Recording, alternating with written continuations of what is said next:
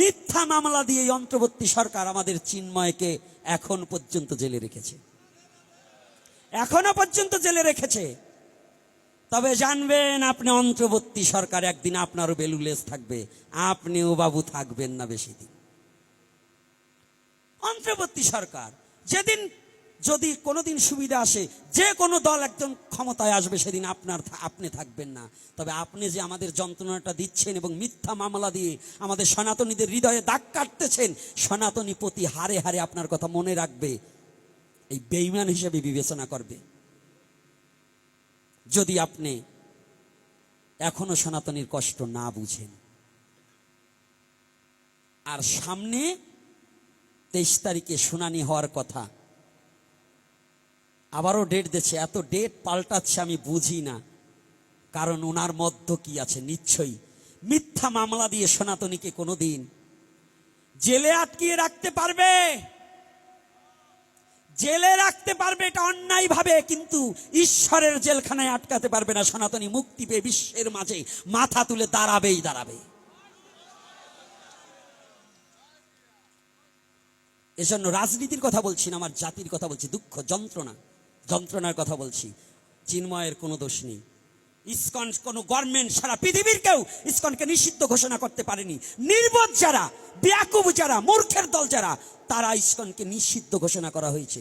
আমি ইসকন হিসেবে তাকে সাপোর্ট করছি না, আমি শুধু আমার সনাতনী হিসেবে তার জন্য প্রার্থনা করি। আমি ইসকন হিসেবে না। ইসকনের মধ্যে ওই যে একজন বসে রয়েছে ঢাকাতে স্বামীবাগে, চারুচন্দ্র দাস ব্রহ্মচারী। এই চারুচন্দ্র দাস ব্রহ্মচারীরও একদিন এই খেসারত গমতে হবে। আজকে নয়, ওনাকে সনাতনী হিসেবে আমি শ্রদ্ধা করি, কিন্তু ইসকন হিসেবে উনি যে কাজ করেছে এবং যে বিবৃতি দিয়েছিলেন, উনি ঘৃণার পাত্র হয়ে দাঁড়িয়েছে সনাতনীর কাছে। এটা জেনে রাখবে। বাংলাদেশের মধ্যে একমাত্র আমার এই সনাতনী আন্দোলনের ক্ষতিকার হিসাবে একমাত্র চারুচন্দ্র দাস ব্রহ্মচারী আমাদের যতটা ক্ষতি করেছে, এটা সনাতনের আর কেউ ক্ষতি করেনি। আর একটা নাম বলবো না, ওটা কোনো মানুষের মধ্যেই পড়ে না। সময়তে বাবার নামও কয়, সময়তে তাওর নামও কয়, লাফালাফি করে। ভগবানের নামে নাম আর আমি বলবো না। হ্যাঁ, না আমি বলবো না, আপনারা বলেন। যা কারো ব্যাপারে আলোচনা করব না। তবে আমার একটা কথা, আমি এখনো সরকার মহোদয়ের কাছে প্রার্থনা জানাই, বিনা স্বার্থে সনাতনীর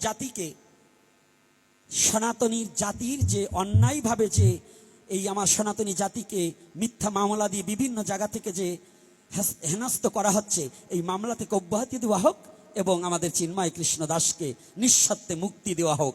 এজন্য আমি আবারও এই অন্তর্বর্তী সরকারের কাছে প্রার্থনা জানাচ্ছি এবং অনুরোধ করছি সনাতনী জাতি শান্ত, সৃষ্ট এবং ভদ্র এবং বিবেকবান। এজন্যই সনাতনী জাতি এখনো চুপ আছে এবং এখন আপনাকে শ্রদ্ধা করছে, না হলে শ্রদ্ধাও করত না।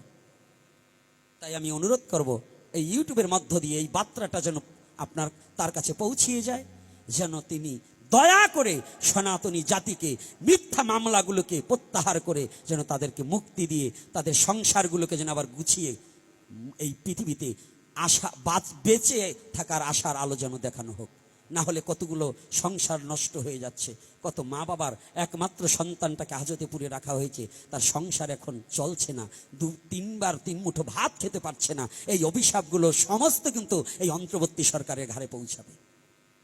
এজন্য আমি আবার বারংবার অনুরোধ করছি, এই নিরহ সনাতনী জাতিকে যেন এই অন্যায়ভাবে তাদের পৃষ্ঠে দোষ চাপিয়ে দিয়ে তাদের জন্য অত্যাচার না করা হোক। রাধে রাধে।